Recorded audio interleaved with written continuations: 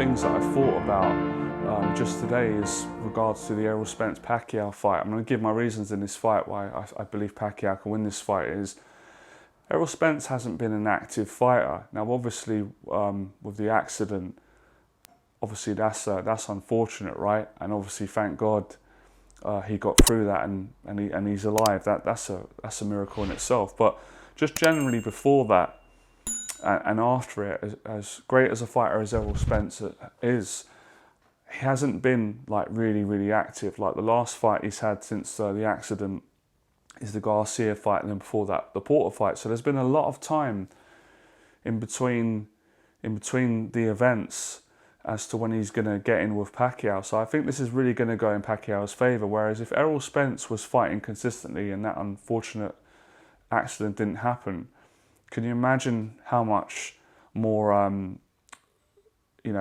much better Errol Spence would be because of the momentum? And anyone will tell you in boxing, and it's a rule of thumb for life, and it's not just boxing. It doesn't matter how good you are.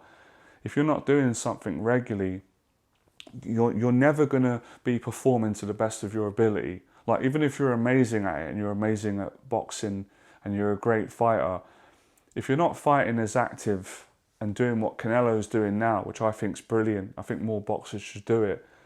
Canelo's doing what Mike Tyson used to do back in the day, and I know obviously it was different back in the day. Fighters fought more often. Today it feels like fighters fight once a year, even longer than that. So this is going to be an advantage to Pacquiao. Obviously, if Errol Spence was fighting back to back, and I'm not expecting that, Errol Spence or any other fighters has to fight, everyone they fight has to be an elite champion. I think that's a bit too much to ask for. Obviously, you can have some tune-up fights and mandatories, and obviously Canelo did that. He fought Callum Smith, who was a super middleweight champion. He fought Billy Joe Saunders, another super middleweight champion, beat both of them. Obviously, the Yildirim fight was, he just had really no place being in the ring that night. But you can't knock Canelo for that, because he had a lot of fights. There was another fight that he had, I can't remember off the top of my head, but he's been so active. And that's why we've just been seeing Canelo getting better and better and better. And it's because of the activity. It's because of the consistency. And Errol Spence, from what I've seen in his career, he hasn't really had that. Now, in Pacquiao's case, I actually think the opposite. And he said it himself is going to work in his favour. He said a lot of people are saying, I'm going to be at a disadvantage because, it's going to be almost 2 years by the time. I think when they get in the ring, Spence and Pacquiao, it will be 2 years since Pacquiao fought Thurman. But Pacquiao said, actually, this is an advantage for me because in that time, I've been able to recuperate, get on with other things in life, obviously his political duties, but he's also been able to recharge. And now he's, recharged the wear and tear. He's getting super fit now. And I really do agree on that. I'm not just being biased. I'm not just saying that. Usually I wouldn't. I'd be like, yeah, Pacquiao's been out too long. But when you look at the fight with Thurman, a fight with that intensity, a 12-round fight, I still believe that's given you a lot of momentum, a lot of confidence. And, when you look at the fact that before he fought Thurman, he fought Broner. I believe he fought Broner. He won that fight, another great win. Before that, he fought, Matisse that he knocked out. So if you look at Pacquiao's career, he always had great momentum.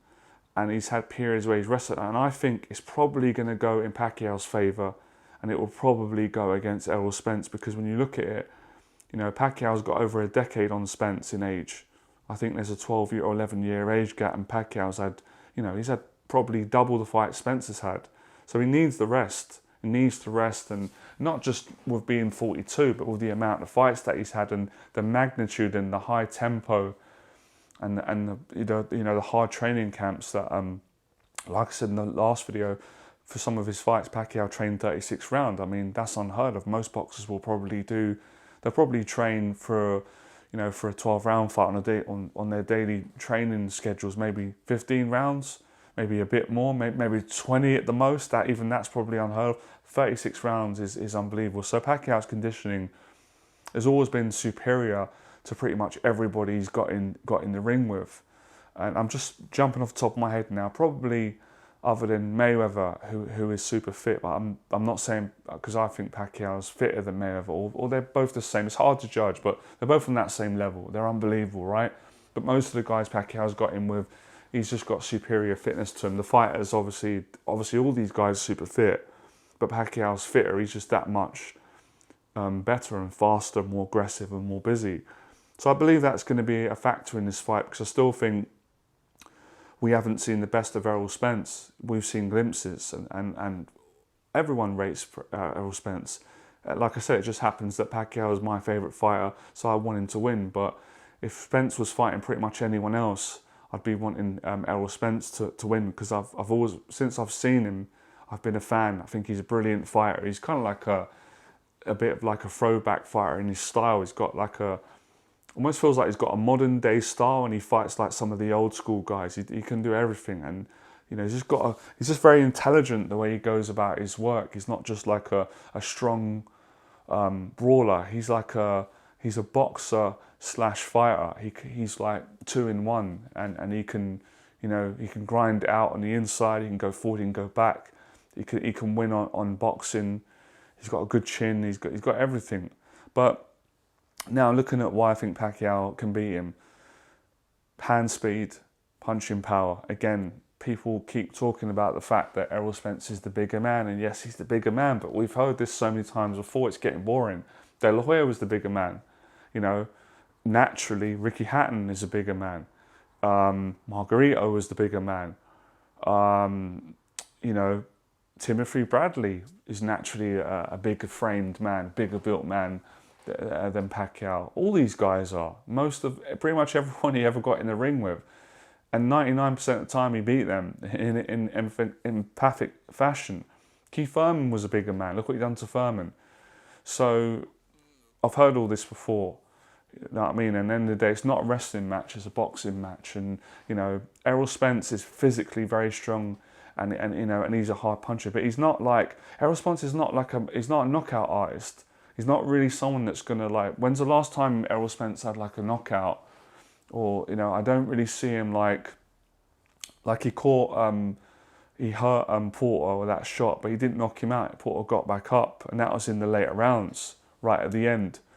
So I don't think Errol Spence ever going to be hit by someone who punches as hard as Manny. And like I said, size and strength is not the same measurement as punching power. How many skinny guys have you seen? And throughout my life, and I'm not a professional boxer, but I've always been a really hard puncher, even when I was super skinny, and I'm over 6 foot. But when I weighed like 10.5 stone, 11 stone, every gym I went to and trained, everyone that ever held the pads, or when I sparred, or growing up, I got bullied a lot, so I fought a lot on the street. I had a lot of fights. Not showing off about that. I don't like bullying, anything like that, and I always had like knockout power. But I wasn't a strong wrestler, and I've seen it, and I've sparred with people that are, and I've seen it in boxing, Tommy Hearns. So when are we going to understand this? When are we going to stop getting confused all the time with the way that we measure size and strength? And like I said, look what Pacquiao done to De La Hoya. De La Hoya's, he's much bigger than Pacquiao. He's just naturally, he's a bigger man in the ring and outside the ring. So this is nothing new, Pacquiao going up against a big welterweight, and Errol Spence is a big guy. He's coming down from 180, 185 pounds, so he's like 13.5 stone, 13 stone coming down to, 10.5 stone? That's in stone, and he's coming from, in pounds, about 180 something to 147, and then he rehydrates, probably puts on 10 pounds after the weigh-in, or I'm not sure the exact number, something like that. But punching power is different. Look at the guy yesterday. Look at this new star. Look at Inoue. He weighs 112 pounds, but he's just knocking everyone out. And everyone's just like, I'm impressed at how powerful he is. And these are tiny guys, to the natural man. So boxing is about, punches. And obviously strength does play a part. I'm not completely eschewing that and dismissing that, but I'm just saying it gets overlooked. And we're talking about Pacquiao here. We're not just talking about another fighter, even a world champion. It's different. Pacquiao punches, he punches like a mule. He punches extremely hard. Same with Tommy Hearns. Tommy Hearns was a tall, skinny guy. Obviously not now. He's a huge man, but when he was fighting back in the day, when he was a welterweight, he was tall for the weight, but he was skinny. But he punched. Look at the knockout power that he had. Look how he knocked out Duran and many of his knockouts and his powers. So you have to understand size and strength and physical wrestling strength versus punch power, and Pacquiao's got the power, the speed, and the footwork. And I think just as everyone who fights Pacquiao goes up a bit of a level, Spence will go up a level, but Pacquiao is going to go up a level because he doesn't want to lose to Spence. He wants to prove everyone wrong. He wants to continue achieving. He's already achieved greatness. Like I said, I don't even know what the next word is. We've got to invent a new word for his achievements. He's an 8-weight world champion, beating everyone, fought everyone, had losses, but so what? It makes you a better champion. Come back and continued winning. So experience will play a big key. I'm not saying Errol's going to fold because I think he's an extremely, exceptionally, mentally strong human being, especially to come back from that car crash. I was well impressed with the win against Garcia. I thought he might look vulnerable or show some weakness, but I didn't see any in that fight, right? But let's be fair here. Danny Garcia is not Manny Pacquiao. I mean, no one's Manny Pacquiao, right? It's kind of unfair to do that, but just got to talk facts. So I think there's a lot of things in Pacquiao's favour. Speed, the fact that he can take advantage that Spence hasn't really been an active fighter. I don't think he's hit his full potential. He's peaked, but he's still peaking. Pacquiao's experience and his hunger and the way he trains, the way he prepares himself, and the fact that he loves fighting, that he just loves it, he enjoys it. I think when you love something and you enjoy it, it always makes you more dangerous. So this is my opinion. But I have been watching both of them and breaking fights down and trying to learn. I did learn quite a lot about Errol Spence in that Sean Porter fight. I've seen a lot of his strengths, but I also saw areas where I think Pacquiao can exploit and will exploit Spence, where sometimes Spence takes a bit of time out in the rounds. Like, I wouldn't say laziness, that's probably not the right word, but it almost feels that if he doesn't have to, punch and kind of work hard and he's kind of beating you, he'll just kind of stay at that type of tempo. Obviously, if you catch him and you hurt him, then he kind of switches it up and gets stronger and puts it on you.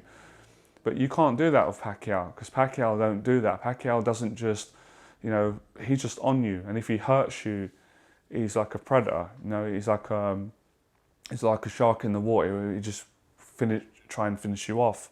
And then if you can't finish you off and you survive, Pacquiao, he rebuilds the rhythm and comes at you again. And if you can keep that up, which he did against Furman, I think that's one of the factors in how he can beat Spence. With someone like Spence, you can't give him time to rest. You can't, because Spence will get in his rhythm and just dominate you, box you, break you down, grind you down. And it's also the same for Spencer Pacquiao. He can't let Pacquiao get into that rhythm. He has to try and break that. So it's all about whose game plan is going to win on the night, whose style is going to outpower, outmatch, outthink. And I think sometimes with these types of fights, it's not just down to certain technicalities, which it can be and it is sometimes. It's your heart, it's your balls, it's the will to win on the night.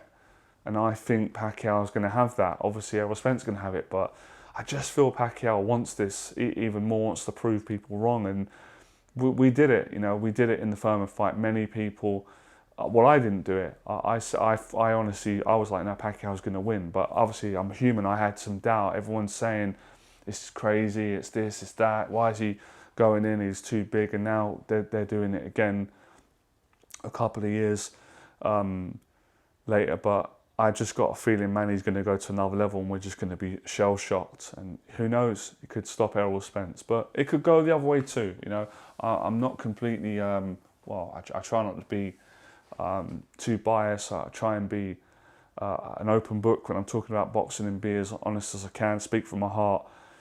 But yeah, of course Errol Spence can win this. He's Errol Spence, he's that good. But I just think... I think Pacquiao wants this, and I definitely think he's got another fight left in him at this top level, and he can do it. And like I said, there's a lot of, you've got to look at the pros and the cons, and of course people will say straight away the advantage for Errol is Pacquiao's 42, he's old, he's not in his prime. But he weren't old in the Broner fight. He was 40 then. He weren't old in the Furman fight, was he? 40 plus, 40.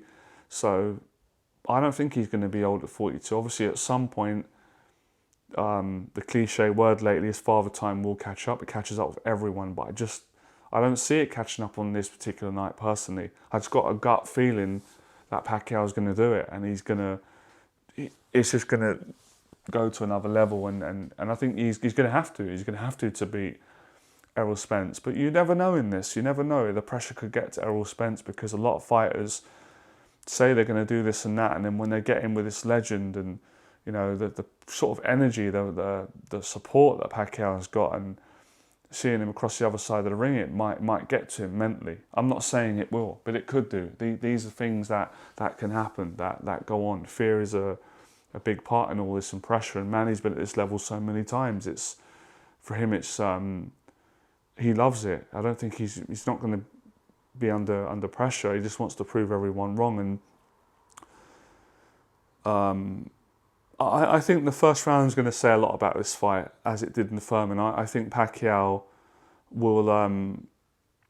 I think he should. I think he'll get off to a fast start, and I think Pacquiao's a fast start. Errol Spence, from what I've seen, I've not seen all of his fights, but he tends to be a slower starter.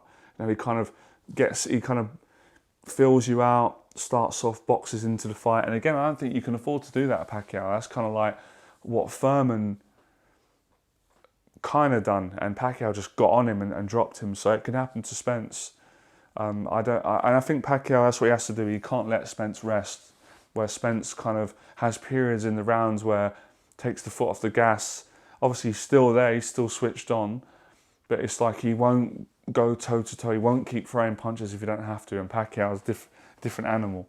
So they're my reasons. And guys, let me know yours in the box below. It's always great to get your perspective, and if you disagree with me, I don't care. It doesn't make any difference. It's good, a mixture of opinions, and let me know what your thoughts are, and what do you think about what I've said earlier about the momentum factor, that Errol Spence hasn't really been consistently fighting in his career, hasn't had the activity of a Canelo or some other fighters, or a Pacquiao in his prime, and that could be a disadvantage for Errol going in against someone like Manny, who is a high tempo fighter. So it's different styles, different vibes. Yeah, they're both southpaws, but Errol for me is a lot more flat-footed. He's a lot slower in his whole mechanics and how he boxes. Where Pacquiao is just electric.